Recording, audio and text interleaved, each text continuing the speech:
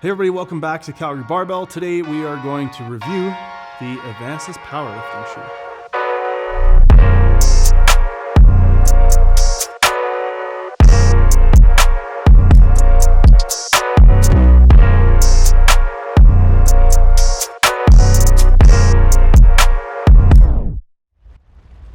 All right, before we get into the review proper, disclosure time. The first pair of Avancus shoes, the V1s, I bought with my own money. There was no sort of deal, brand, ambassador, anything like that involved.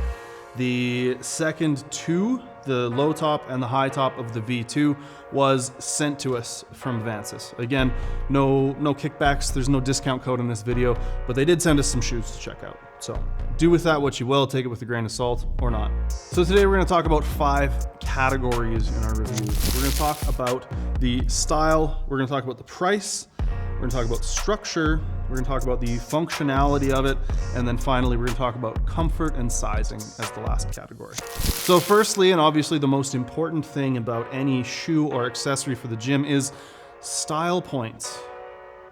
Does it make you look cool? Is it dripped out, as the kids would say? I'm a much bigger fan of the V2 and the fact that it is all black, whereas the V1, slight complaint, but I didn't really like the white detailing on the side. Now, it does still win out quite a bit over the Sabos saying deadlift across them. That to me was not my favorite thing. Overall, I mean, the shoe, even in the V1, was pretty sleek, pretty minimal. I think it did a good job of having a little bit of ankle support, so it's not completely slipper-like, and still looking like a shoe, without being, too big and bulky. Again, like the wide width of the base was another sort of big winning thing for me. The transition in materials, I don't know how well you can see, but there's sort of a stitched fabric on the front, maybe like a grid on the front. And then it transitions into a slightly different pattern around the ankle. I think this looks really good on the low tops. I think on the high tops, for whatever reason, maybe it has to do with the sort of like faux leather or leather around the ankle. It just doesn't quite do it for me. I think it makes some sense in terms of the actual function of the shoe, allowing it to kind of bend naturally along that line. So if you're squatting in the high tops, for example, then it kind of conforms to where your ankle joint is going to bend. So, but I think it does.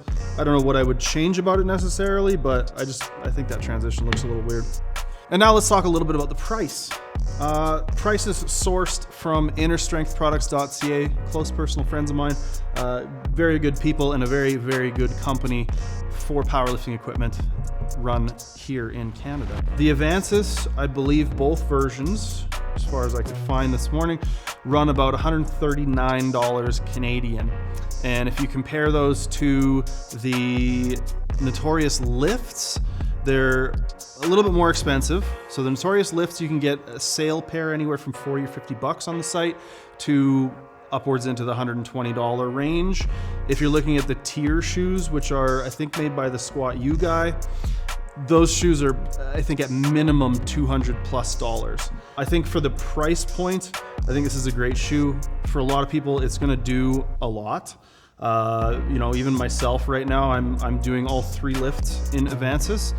Still unsure about the squatting and flats thing, but definitely a big fan of using these on my bench for reasons we'll mention in a little bit here.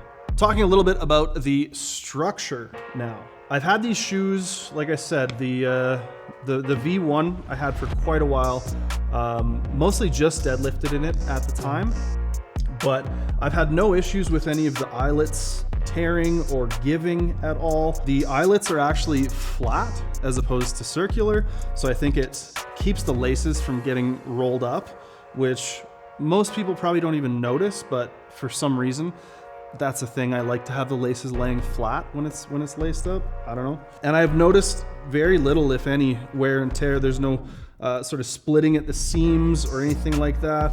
The body of the shoe is not really even that creased, and the grip on the bottom is still has still held up very, very well and is still very, very grippy. So I think all told, the structure and I guess durability of the shoe has, in my experience, been really good.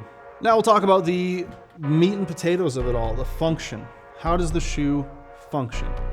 The first thing I noticed immediately was the grip. The grip on all three shoes from the V1 onwards, and I think it's even the exact same pattern, but the whatever sort of rubber formulation they've come up with is so sticky. And that stickiness actually influenced me changing my bench technique slightly.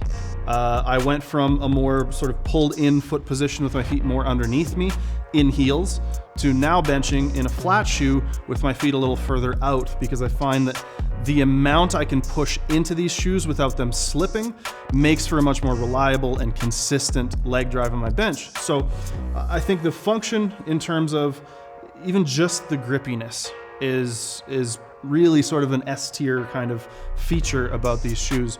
If you're somebody who either when squatting or deadlifting relies on a lot of outward pressure or rotational pressure as kind of cues for you to get things in line, I think the Avancus is going to be a really solid choice, because it's going to be just so locked in, even on probably less than ideal flooring. I don't think I've had a meet where I noticed my feet slipping. And you know, if you're participating in like a week-long meet or something, there's baby powder or whatever else on the platform, the carpet gets worn out, the floor just gets kind of crappy after a while. I think I've been kind of immune to some of those things because of just how grippy the shoe is. So that's probably my favorite thing, I think, about the shoe. Another thing functionally is I kind of bounced off of a minimal shoe at first for deadlifting, and it was why I used the Sabos for as long as I did, because having so little between your foot and the floor, there was too much to think about, too much sensation, too much feedback. I didn't like it. I could feel each individual toe, and it was not for me. I think the Avancus kind of ride that line a little better of being more minimal and allowing for, you know, a really thin, non-compressible sole without being able to feel every little pebble and grain of sand on the platform. So for me, that really rode the line and kind of got into that sweet spot of what I was looking for.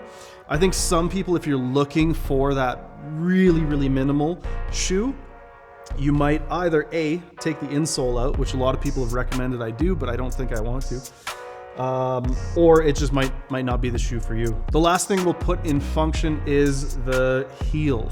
Now this was quite the debacle in the Sabos. There was a lot of debate. Some call it heel gate, as to whether or not the heel was flat, the heel was raised, the heel was in the insole, the heel was in the shoe. And I've heard actually some of the same things about the Avancus. And I've heard specifically that people have had issues with the heel coming up while bench pressing, right? The heel looking like it's raised despite the foot being flat on the ground.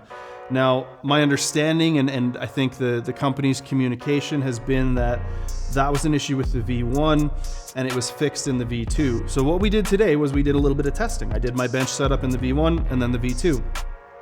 I noticed very little difference, if any. Now, I'm not a lifter who's had that issue in the past. I think if you look at the footage we took, it doesn't really look like my heel's up in either shoe, but it almost does look like if you were to zoom all the way in and compare how much the back of the shoe is lifted, it almost looked like it was more up in the V2s.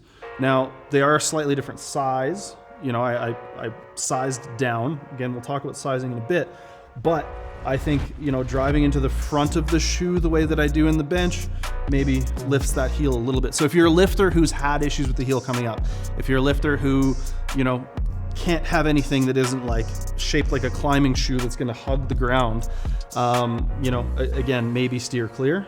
But I think for most people, if your foot's flat, your foot's flat. You know, they're not. What was it, Chuck Taylor's?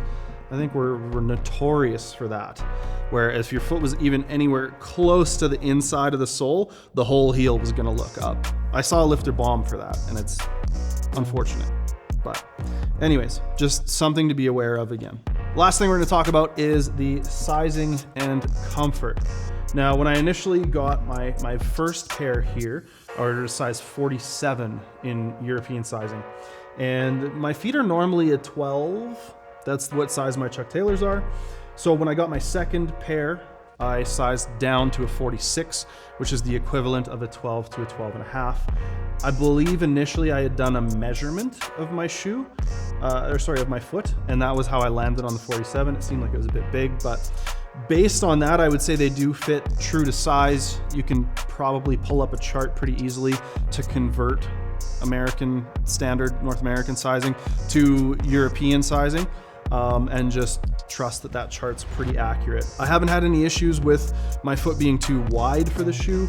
I mentioned earlier I did have issues with the Nike Hyper KOs and the sole being very, very thin, leading to some issues in my deadlift balance. And this shoe didn't give me that same issue. I haven't had any shoes that have since that one specific shoe.